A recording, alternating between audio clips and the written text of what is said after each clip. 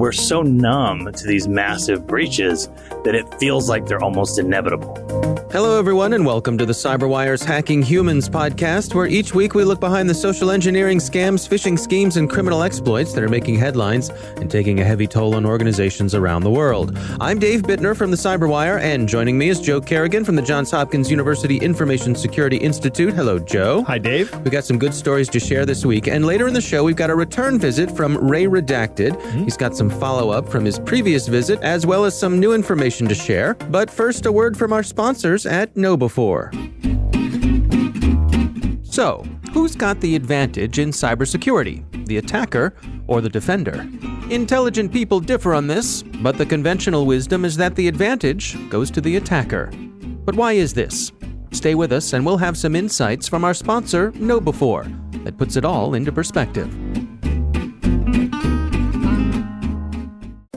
And we're back. Joe, I'm going to kick things off for us this week. You're familiar with the notion of a Ponzi scheme? Yes, I am. Similar, I guess, to a pyramid scheme? Similar, very similar, yes. What's the difference? The difference is generally that in a pyramid scheme, people kind of know that they're in some kind of scheme where they have to go out and recruit new people. But a Ponzi scheme, people may not know that or don't know that. They're just seeing returns on their investments. Yeah. So the way a Ponzi scheme works is I present you with an investment opportunity. Right. And I say you're going to get amazing returns on this investment opportunity. That's right. But there is no investment opportunity. What I'm really doing is I'm going and finding other people to also give me their money. And I'm paying you returns based on the money that they're giving me. Right. But then I'm promising them returns. Yep. And so then I have to go get more people to pay the returns that I owe them. Yep. Eventually, if you imagine the shape of a pyramid, it gets bigger and bigger and bigger as you go down and collapses under its own weight. That's right. If you're an early investor in either one of these schemes, you can actually make out. You can. Right.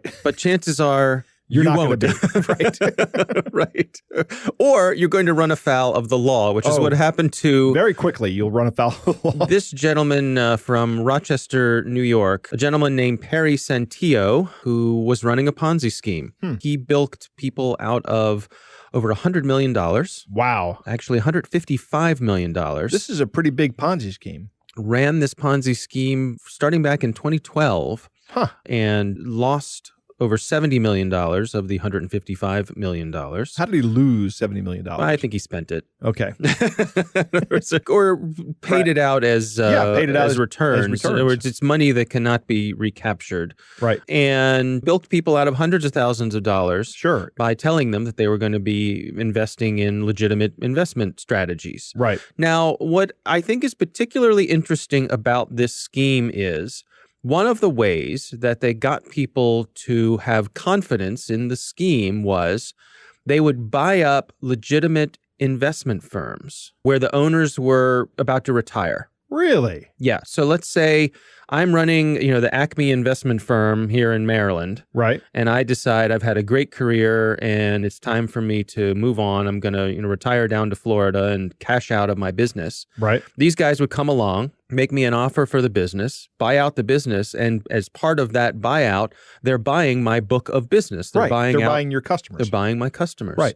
So then they would convince the customers to convert their investments. Oh, this is horrible. Yeah. I don't know if I've discussed this before, but my family is kind of a financing family. Okay. My mom worked for one of these investors that you're talking about, and my dad actually managed investment funds and was a CPA. But what they've done here is absolutely terrible. Yeah. What this guy has done, because he's gone into people who have had sound investment advice, and now he's capitalizing on that and destroying these people's nest eggs. Right. Yeah, and that's precisely what happened. Evidently, this guy, not surprisingly, liked to live high off the hog. Really? Had an extravagant lifestyle with expensive suits and cars and houses and all that sort of stuff. Yeah. But now he's behind bars, facing fines. Of course, the FBI, who took him in, they're trying to get back as much of the funds as they can to return to the victims. But of course, they say they're not going to be able to. They're not going to be able to recover everything. And these people are probably out. It sounds like close to 75%. Yeah, they're going to get back pennies on the dollar, likely.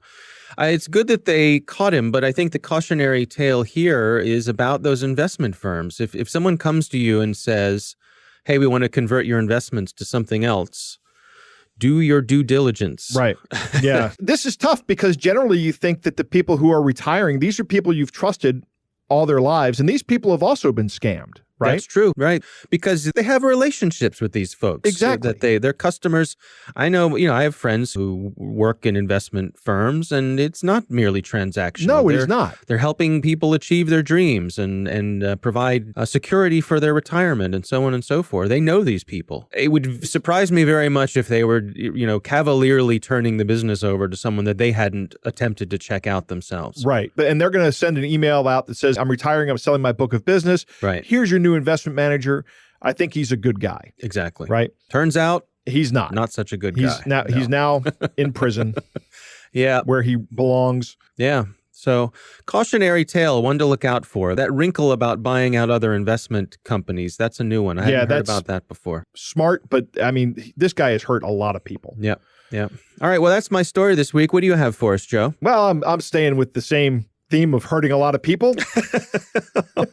And this one comes from Lisa Voss, who writes over at the Naked Security blog, which is from Sophos. Uh-huh. We do a lot of talking about deep fakes. Yeah. On this show, you talk about it on CyberWire. Mm-hmm. Do you know who gets victimized most by them?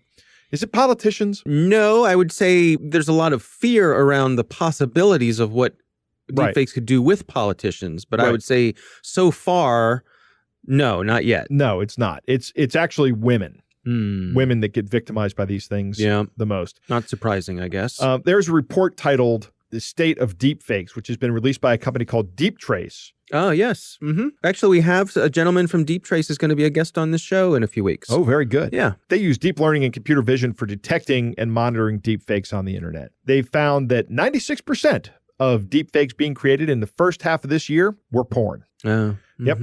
Mostly being non-consensual. Right. Right. A lot of them are made of celebrities without compensation or even permission from the actors. I mean, when you have a serious actor, I really don't imagine a situation in which they would give their permission for their face to be used in a video like this. Also, the number of deepfakes has doubled in the 7 months leading up to July 2019. And this growth is because of the availability of easier to use tools. All right. One example of this was an app that came out a couple of months ago called Deep Nude. I remember. This was an app that lets you create a nude photo of anyone you took a picture of. And I think it only lets you create nude photos of women. That is correct. If you took a picture of a guy, it would turn it into a naked woman. Turn it into a naked woman. Right. Exactly. Right. I would hazard to say they knew who their target audience was. Exactly. Yeah. Yeah. Their target audience is a bunch of gross guys. Right. Right. That got banned quickly. Right. Well, it got pulled. It got banned and pulled. I think the person who created it was perhaps naively unprepared for the avalanche of criticism that would come his way, and thought was he really naively unprepared for that? I don't think he expected his app to be as popular as it was, because he put a $50 price tag on it. Yeah, and then people bought it up, and it got pulled from the markets. Right. Then there was another one, a face swapping app called Zhao in China, that got pulled because people were afraid of privacy violations. But deepfakes have been banned on lots of places. Reddit was one of the first places to ban it, and that's actually where the term deepfake comes from, is from a Reddit board. Twitter has banned it, and major porn sites have banned it. Right? Now, yeah, that's interesting. If a major porn site bans something, right? I think I've said this before, that, maybe that's something we should be looking a little bit harder at. Right. Maybe we should be analyzing this more and doing a little more thinking about it. Someone has the moral flexibility of a major online porn site when they think, that's too much for us. Right. Yeah. Exactly. Well, you could see the legal hazard that they'd have there too. That could be a big problem. Oh, absolutely. Yeah. That can be a huge problem. Most of the software that makes these deepfakes requires some kind of programming ability and a GPU. You need a good GPU or a system with a bunch of GPUs in it. Right. Or a lot of patience. Right. Or a lot of free time on your hands. Yeah. Right. And when I say a lot of patience, I mean, these GPUs really process this deep learning data a lot faster than you can ever hope to process it on a CPU. It does require a GPU, essentially. It becomes an intractable problem without a GPU. So some sort of investment there in hardware. Yeah, but it's not a big investment. I mean, I think the most advanced GPU on the market right now for gaming is like $700 or $800. It's not a lot of money. And it's only getting easier. Yeah, exactly. That's the thing. The technology is getting easier to use as well. There are tutorials out there on how to do this step by step. And then also the software is starting to implement better GUIs, graphic user interfaces. It lets people do this. Now, here's my concern for this. And this is something that Lisa Vass has brought up as well. Think of the reputation damage that can be done to a young woman if a deep fake were to be released of her. Even just a picture and start circulating among her social group. And for no other reason than, say, like revenge porn. This can be devastating. Well, I'm imagining someone out there looking for a job and the employer does a Google search on that person's name. Up comes the deep fake. Yeah, that could have real world implications there. I mean, financial implications for somebody. It can be devastating. I think we need to do a lot more thinking about this problem. Google and Facebook are investing heavily in this. Google just created a data set for use in machine learning to detect these deep fakes. And Facebook has dumped something like $10 million into it. I think these big tech companies are starting to take it seriously. I think we need to ask people in government to start taking it a little more seriously, and not for their own selfish reasons, right? Of course, people in government have a real reason because they're the ones that stand to lose some credibility here. But I really would like to see the focus shift to the general public, the general population of the world, really. Well, I would imagine we'd see legislators jump on this when it became a real problem for them. If people started to flood online forums and so forth with deepfakes of the politicians themselves, that would get their attention and make them go, wait a minute, we need perhaps some regulation is in order here. Yeah, but I think you're right. I think that if this started impacting politicians more in the same way that it could impact the rest of us, then maybe. But I'm not saying that we should advocate for that. I don't want to see that either. I would like to see a little bit of forethought from people. This is something that should and kind of does have broad bipartisan support because it is a universal problem. I think it's something that everybody agrees on. I'd just like to see some action on it. Yeah, I guess the challenge is you don't want to overcorrect. No, you don't. You don't want to stifle legitimate free speech by going too far with it. That's always the trick, right? That is a delicate balance we try to achieve here in the United States. All right. Well, certainly one to watch. And like I said, we're going to have a gentleman from Deep Trace on the show here in a couple weeks, so we'll look forward to that. Right now, it is time to move on to our catch of the day. Our catch of the day was sent to us by a listener this week, and it goes like this.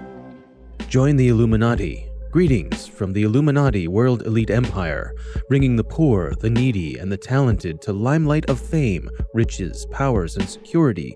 Get recognized in your business, political race, rise to the top in whatever you do, be protected spiritually and physically.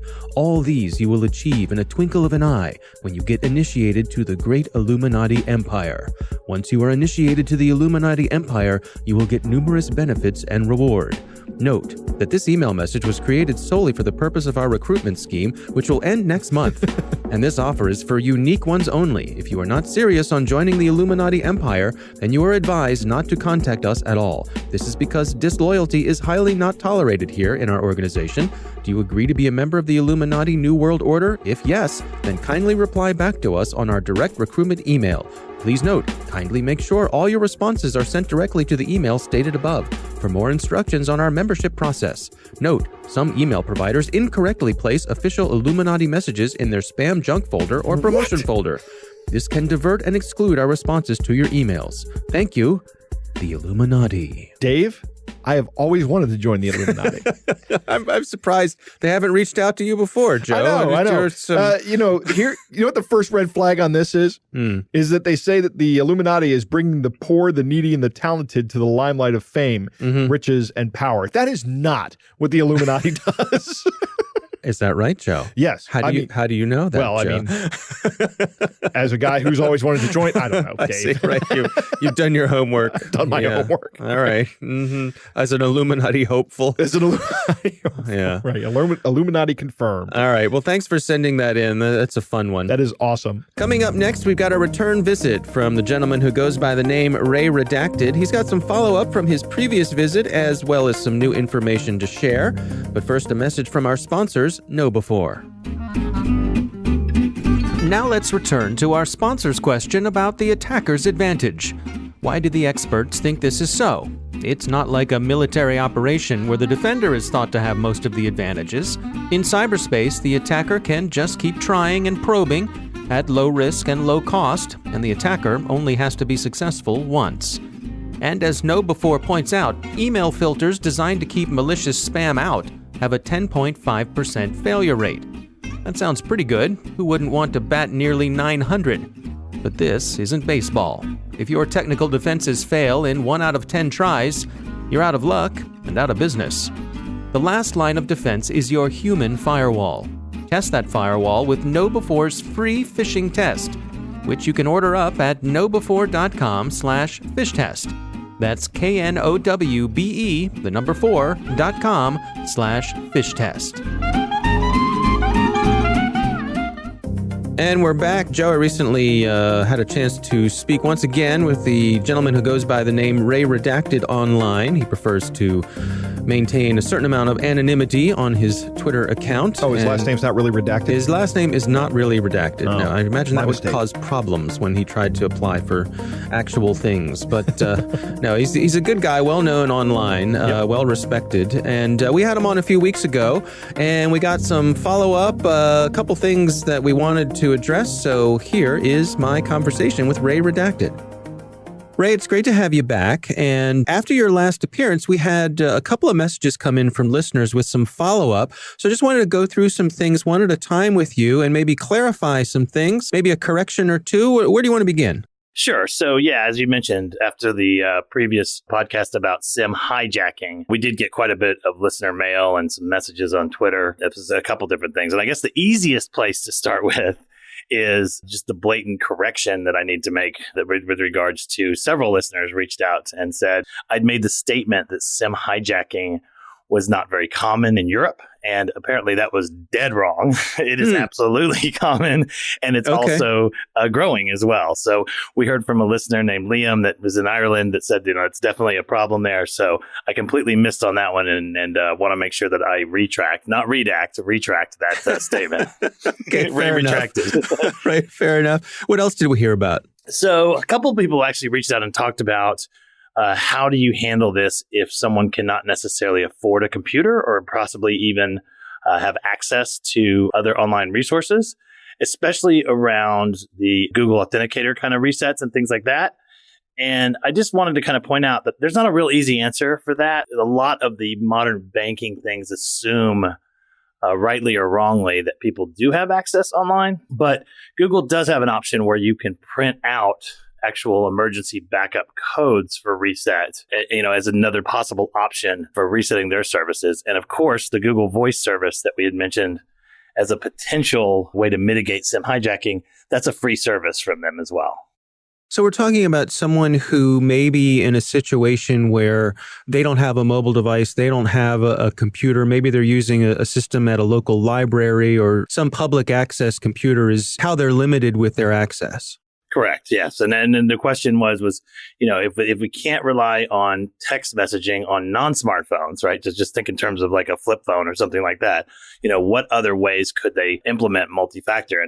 And the reason that this one caused me a lot of, I struggled with it a little bit is because we don't ever want to fall in the pitfall of telling people not to use anything at all, right? Mm-hmm. That's sort of a kind of a dangerous spiral when people say, well, SMS is so insecure, so just don't use multi-factor at all. Well, that's certainly not the path we want to go on. It's always better to have multi-factor of some kind, but you just need to be aware of the strengths and weaknesses of each type. So there are a couple of options out there beyond having your own device. Sure, absolutely.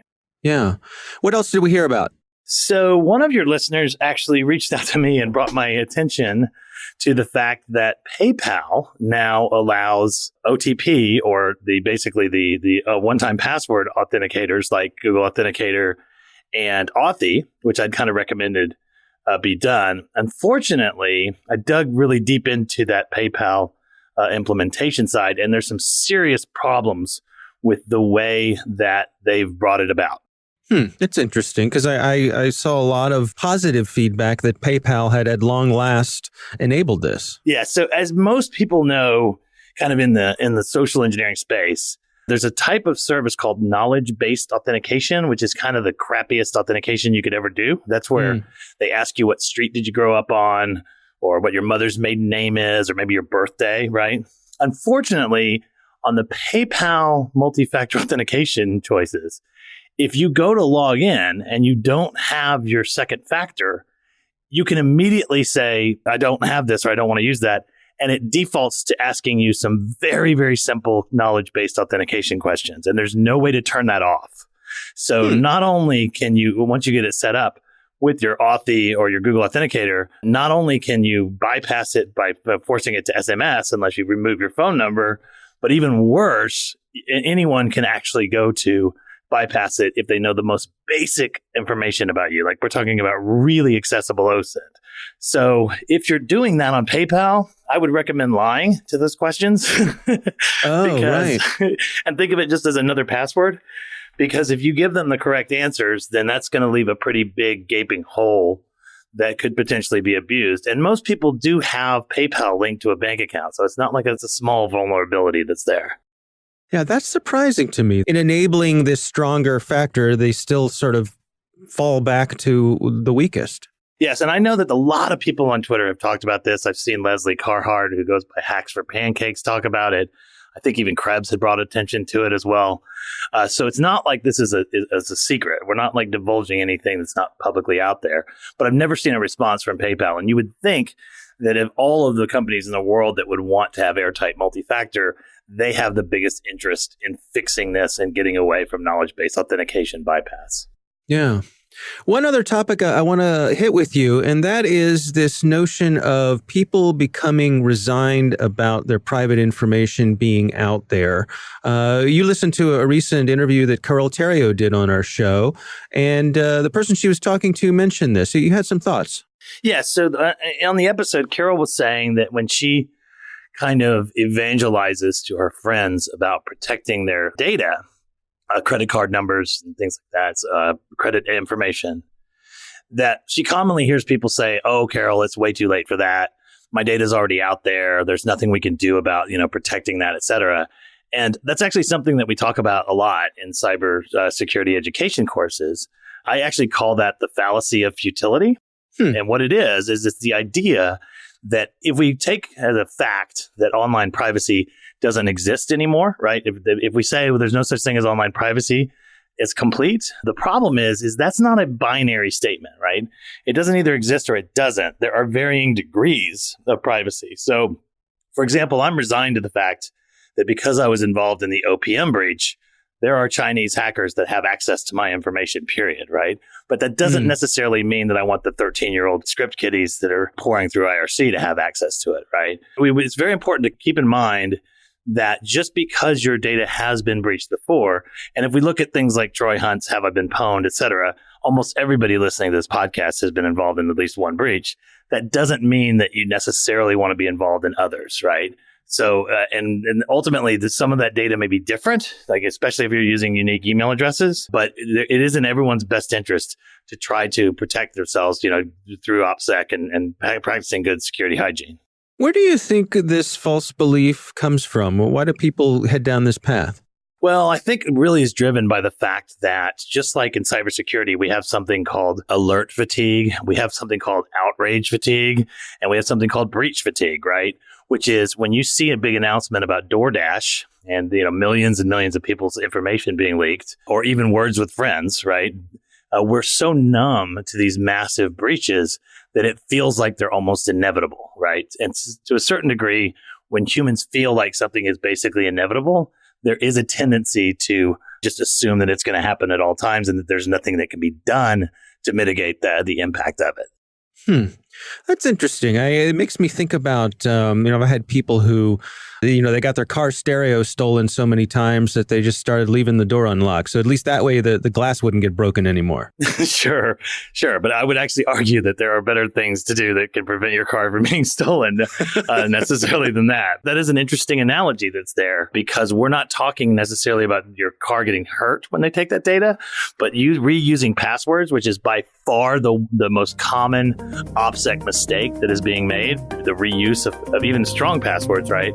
That is a glaring example of the people that are doing that are going to be victimized by credential stuffing, and the people that have unique passwords or password managers are not. Joe, what do you think? I appreciate Ray coming back on to answer listener questions. Yeah. Thank you, Ray.